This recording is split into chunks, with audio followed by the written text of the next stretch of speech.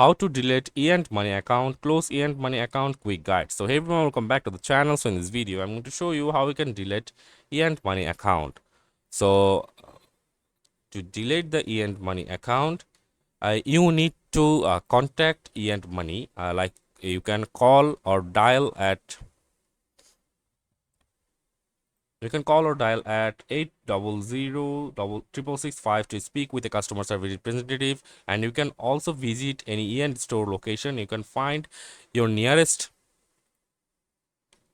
store using the store locator on the Itzalat website, and if available you may be able to initiate the cancellation online through the Money app or visiting the contact page of the Money website. And Money may require notice period like 60 days before the account can be closed, and they may provide the notice through various channels like SMS, email, or the app.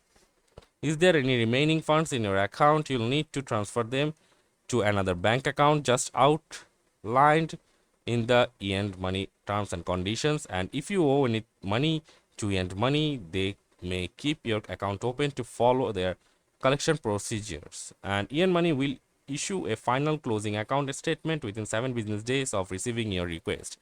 So that's it for this video, guys. See you on the next one.